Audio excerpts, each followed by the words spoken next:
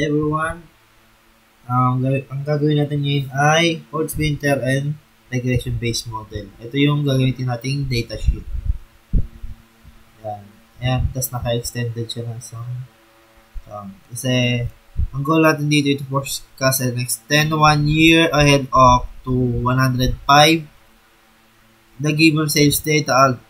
Use the Ford's Winter method. Assume that seasonality is annual, 12 months. You could do not have split the data into test and validation sets. Just go ahead with the algorithm. Use everything, set initial something constant to 0.1. Optimize using solver before forecasting and check the option make unconstrained variables na negative. Run solver sa 1 if you are repeat process. And then, ang regression based, yung goal natin doon is, ganun din, extend 1 year, half na 105, given sales data, regression analysis that can handle seasonality, assume the seasonality is annual, 12 months. Do not have to split the data test and validation sets. Just go ahead with algorithm, use everything. And start tayo. Ang ating hanapin ay itong seasonal. And yung formula nito ay makikita nyo sa module 6. Pero dito, hindi ko na sa inyo papakita. Gawa ng hindi ko ma-copy. Pero pag nasundan nyo naman to, madali lang siya. Madali lang siya, guys. Sundan nyo lang. Start tayo. Ang formula nyan ay unang sales and divide siya sa average, then average, then buong sales. Yan. Then, lagyan natin siya sa lagyan siya natin ng dollar sign. Para lahat. Kung computer gamit nyo, kahit F4 nyo lang siya. Then, dito. Ayan na siya. Then, ang next naman ay yung level. Ano siya? Equals unang sales nung taon and divide siya sa unang seasonal. Bang. Yan na siya. And then, next naman yung kanyang trend. Equals sa unang sales ulit. Lagyan natin siya ng parenthesis. Then, minus siya sa unang seasonal.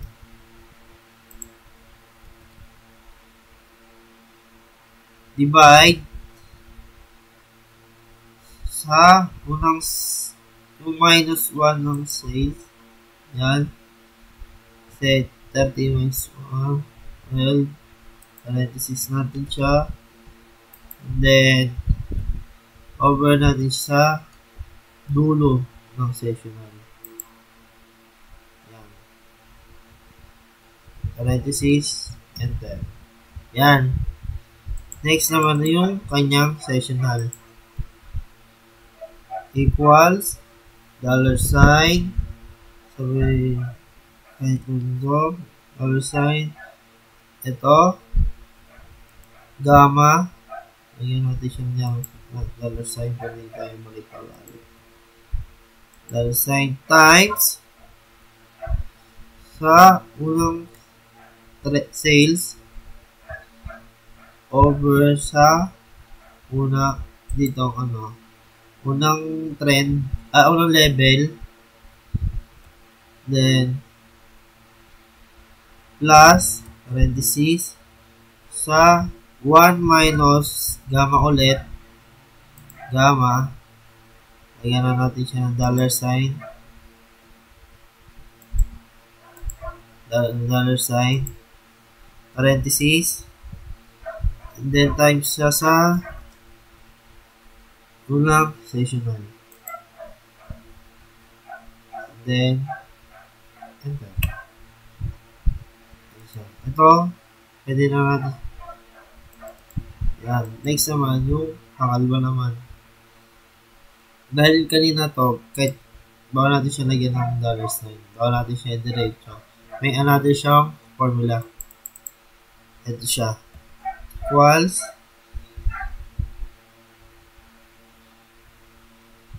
sa ito, kung kanyang alpha, lagyan na natin siya ng dollar sign ulit. Ayun lang naman kahit ayun pa lalagyan natin ng dollar sign yung kanyang alpha, beta, and gamma. Then times, parenthesis, sa unang, ito, katapat niyang sales, divide sa pangalawang sessional,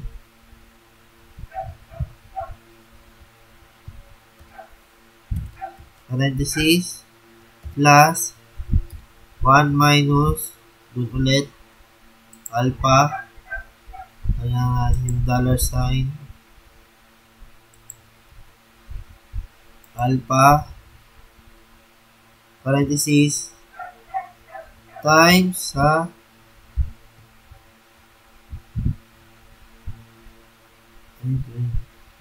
dito, plus sa trend. Yan. Parenthesis, down. Yan, pwede natin siyang i-baksak hanggang dito. Bang. Then, kung kanyang trend naman, equals beta, lagyan na natin yung dollar sign, beta times katapat niyang sales, katapat niyang level, minus sa unang level ng taong 2040, and then plus natin siya sa 1 minus beta ulit, lagyan natin siya ulit ng dollar sign, parenthesis, sabay times sa unang trend, itong enter. Yan, pwede na natin siyang diretsuhin. Yan. Ayan.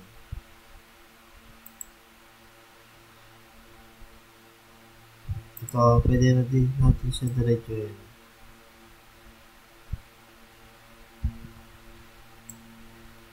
Yan. Next naman tayo ay yung kanyang forecast. Ang formula niya ay yung katapat niyang sales ng level, ito, plus, lagyan natin siya ng parenthesis, plus, katapat niyang trend, parenthesis, times siya sa pangatlong sessional. Then, enter. Ito ay pwede natin dalhin pababa. Bang. Next naman, yung kanyang error. Ang formula so equal katapat niyang sales minus katapat niyang forecast. Enter.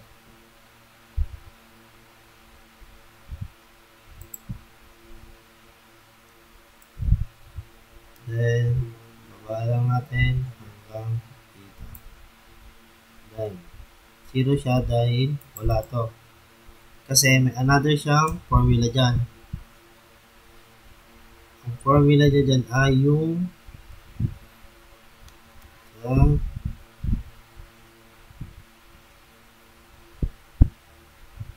ito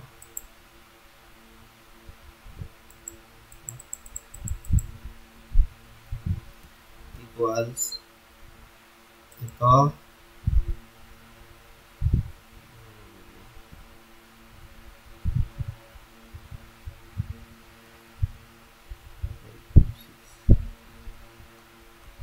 ay dito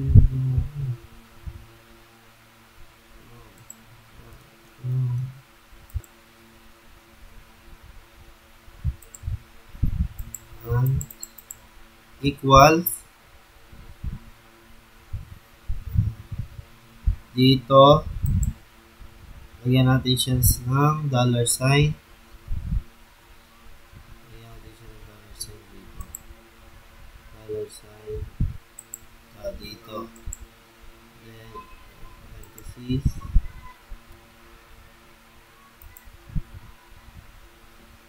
plus ito times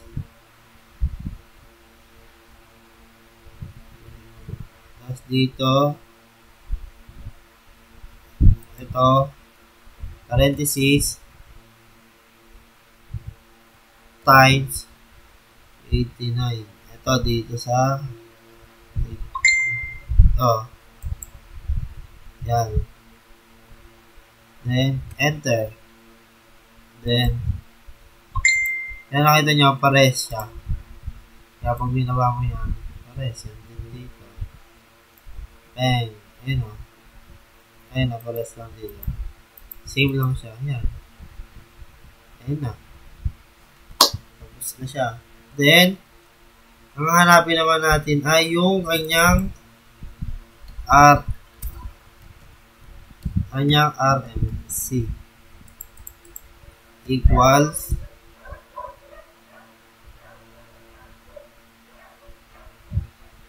square root makita nyo din yung formula niya sa module 6 square root sum q pero dito pa lang madadali na kayo pag nasinundan nyo siya sum q buong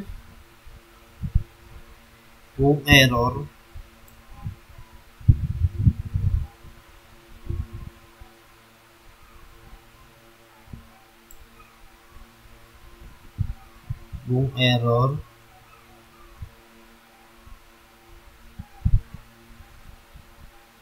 parenthesis over sa count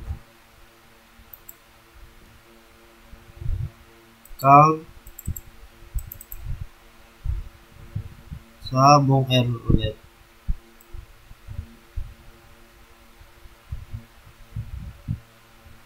Yan. Buong error.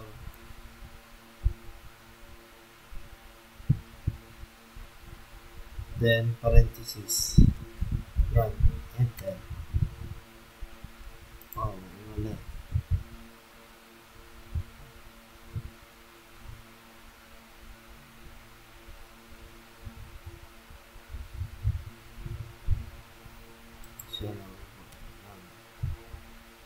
Enter.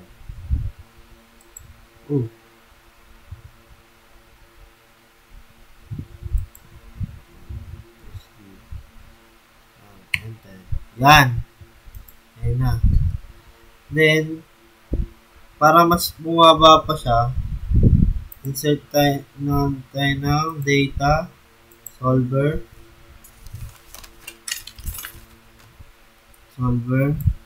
Ito. Changing natin ito. Yan. And then, add. Ito. Positive and negative.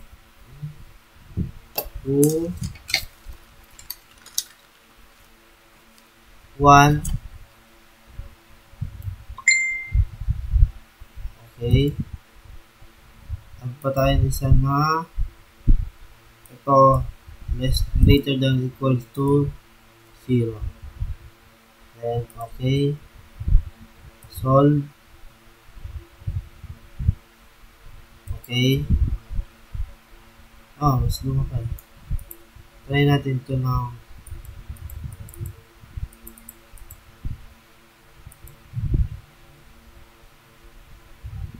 solver.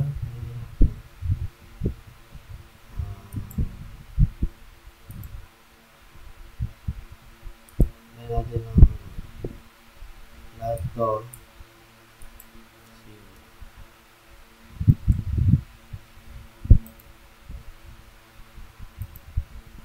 Yan.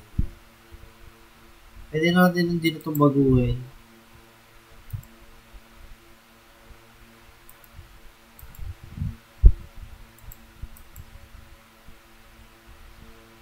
Pwede na hindi siya baguhin. Pwede natin balik yung kanyang ano niya, point 1.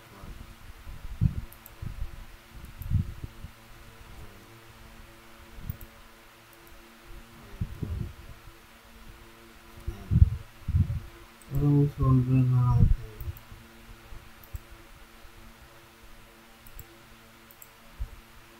Solver. At tayo na kasi mas lumaki siya, no? Mas na equals to 1.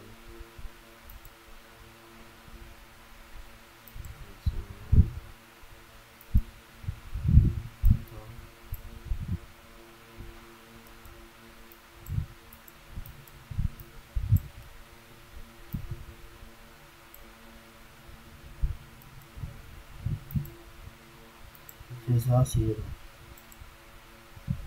Mas lumalaki siya pag natin. Yan. Yan yung pinaka-gusto niya. 0. Yan na siya. Same. Same siya ng yan. Next naman tayo ay yung regression-based model. Next naman yung kanyang regression models. Ito gagamitin lang din natin ito. Ito, copy lang natin. Yan. Ito yan. Yan. And nag-set up na ako ng kanyang, kailangan natin yung simula February hanggang December. Yan. Anong kailangan natin? Yan. Kailangan dito is 0, 0. Buong ito. Buong January, 0 yan. Then ito, hingyan natin ito, 1, 1, 1, 1, 1, 1, 1, 1, 1, 1. Yan. Basta buong January, 0 siya sa 1. Yan. Sabay yan. Paulit-ulit lang naman yan eh. Kaya, copy na lang natin. Copy. Wala. Ay. Yan. Copy na lang natin to. Copy. Copy. Copy. Yan. Copy. Yan.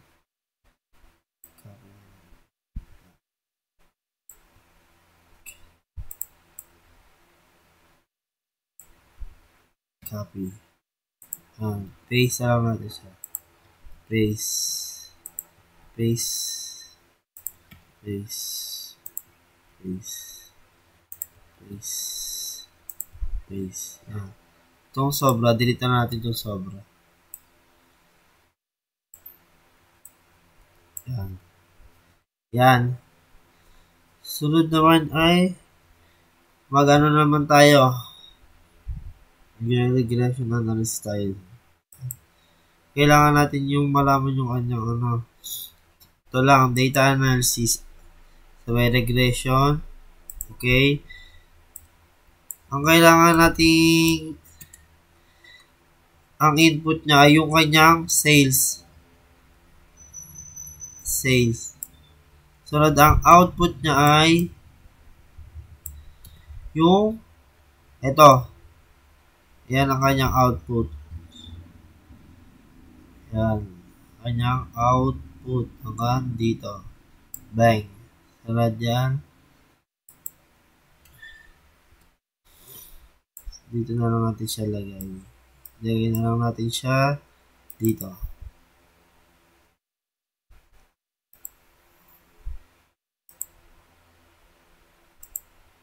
Tapos lagay lang natin siya dito. Dito na natin siya lagay. Sabay okay. Ayun na. Yung ganito na yung model natin. Yan. Pero na siya nun.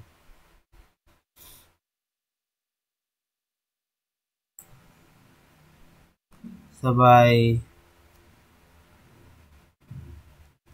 Sunod naman natin yung forecast. Ipa-forecast naman natin siya.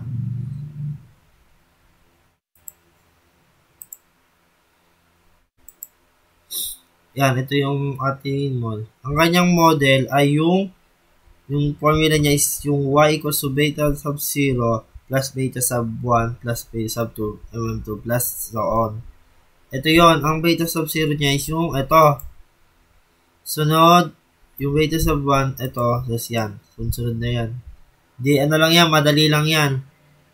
Ang next natin ay ito. Sunod naman ay magpa-forecast naman tayo.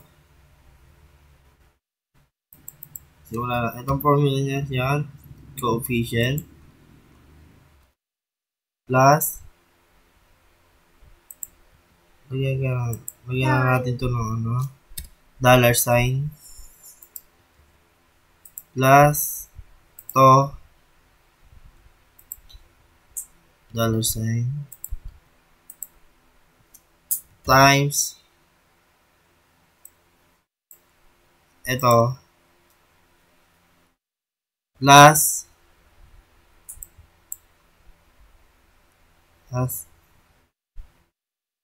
to times yan plus yan natin ito ng dollar sign para ano siya, isa lang kasi formula niya kaya bababa na lang natin plus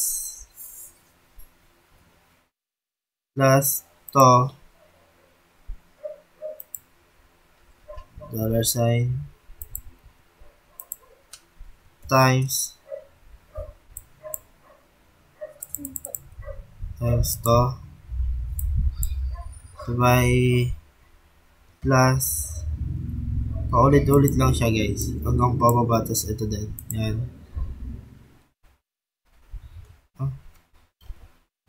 plus ito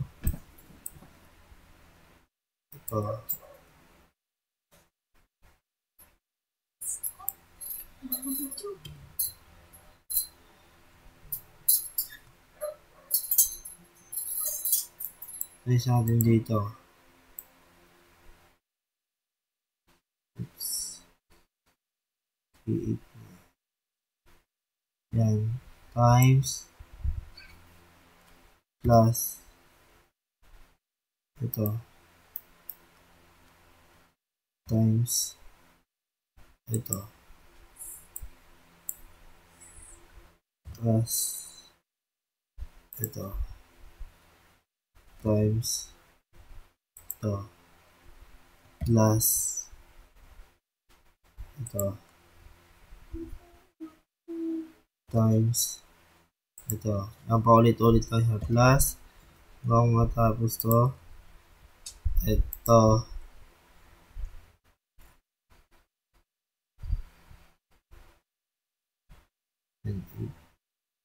Plus. Ito. Times. Ito. Add. Ito. Times. Ito. Add. Ulit ito. Sabay. Multiply ulit ito.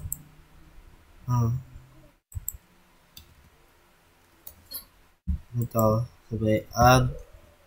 Yan. Gawit mo. Ito. Ito. Ito. Add. Ito. Malapit na tayo. Sabay. Multiply. Ito. Lagyan lang natin ito ng mga naligtakan natin ng dollar sign.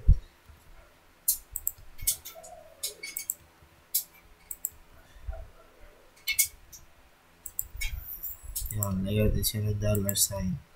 Kasi sa agadan formula na yun, isa lang yung formula na. Ibig sabihin ng $sign. Kung isa ng formula, pwede natin baba na lang. Yan, $sign.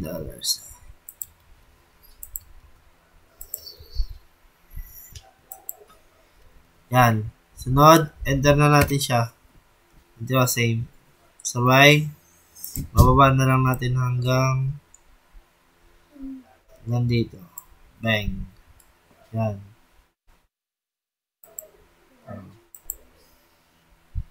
Isasagad natin siya pababa. Hanggang doon sa 105. Yan.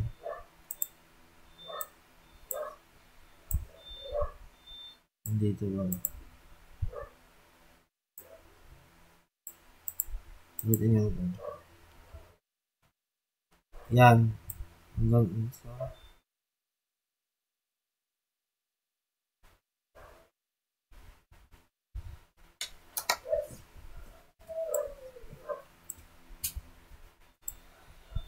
baba natin siya hanggang dito.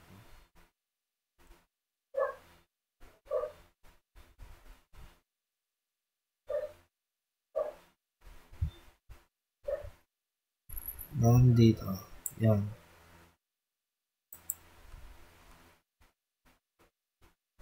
Pwede na natin siya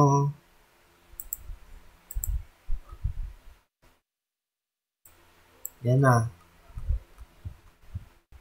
Yan. Matapos natin makuha yung forecast, ang next naman natin ay graph. Mag-graph naman tayo. Siguro ang kailangan lang natin dito yung data ay yung ano lang, yung sales. Siyempre, dito tayo nabasa sa may sales.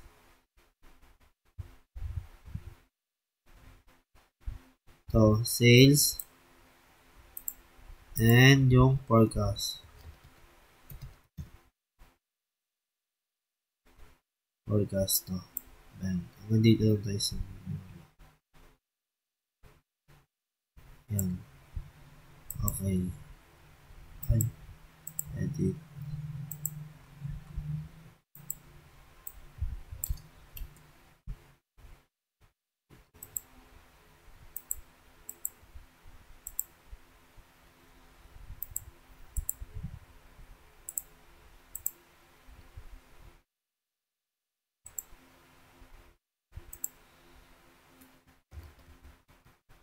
Ang forecast natin na ito. Yan. Ito lang. Yan. Hanggang dito sa may ito katapusan lang. Yan. Okay. Then, okay. Tingnan natin yung graph natin. Wala yung ano niya. Sales.